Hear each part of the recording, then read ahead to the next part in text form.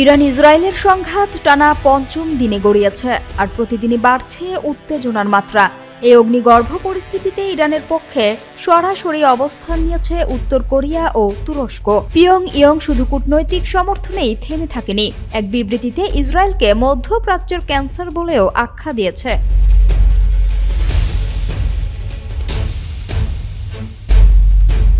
উত্তর কোরিয়ার নেতা কিম জন উন ঘোষণা দিয়েছেন, ইরান এই যুদ্ধে একা নয়, দেশটির সেনাবাহিনীকে সর্বোচ্চ প্রস্তুতিতে রাখা হয়েছে।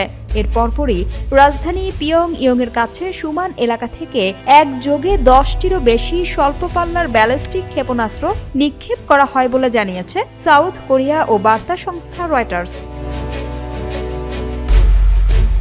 অন্যদিকে তুরস্কও কড়া অবস্থান নিয়েছে। প্রেসিডেন্ট রিসেপ তাইয়েপ এরদোয়ানের সরকার জানায়, ইরান সীমান্তে নিরাপত্তা জোরদার করা হয়েছে এবং সম্ভাব্য আকাশ হামলার জবাব দিতে প্রস্তুতি নেওয়া হয়েছে। বিমান ও ক্ষেপণাস্ত্র প্রতিরোধে সক্ষমতা বাড়াতে দেশটি নিজস্ব প্রযুক্তিতে মাল্টি লেভেল রাডার ও অস্ত্র ব্যবস্থা উন্নয়নের কাজও এগিয়ে নিচ্ছে। গত 13 জুন ইসরায়েল ইরানে হামলা চালানোর পর থেকেই তুরস্কের টহল বিমান আকাশে সক্রিয় রয়েছে। এমন প্রেক্ষাপটে চাপে রয়েছে যুক্তরাষ্ট্র। হোয়াইট হাউস জানিয়েছে, প্রেসিডেন্ট ডোনাল্ড ট্রাম্প এখনই ইরানে হামলার সিদ্ধান্ত নিচ্ছেন না।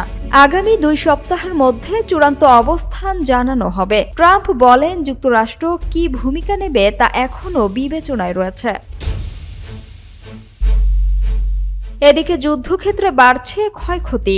ইরানের ছোড়া ক্ষেপণাস্ত্রে ইসরায়েলের মধ্য ও দক্ষিণাঞ্চলের 4টি গুরুত্বপূর্ণ স্থাপনা ক্ষতিগ্রস্ত হয়েছে, যার মধ্যে রয়েছে সরকা হাসপাতালও। পাল্টা হামলায় ইসরায়েল আঘাত হেনেছে ইরানের আরাক হেভি ওয়াটার রিঅ্যাক্টরে। সংঘাত যত দীর্ঘায়িত হচ্ছে, ততই মধ্যপ্রাচ্যের আকাশে ঘনীভূত হচ্ছে যুদ্ধের কালো ধোঁয়া। সামিয়া সুলতানা, ঢাকা ওয়াচ।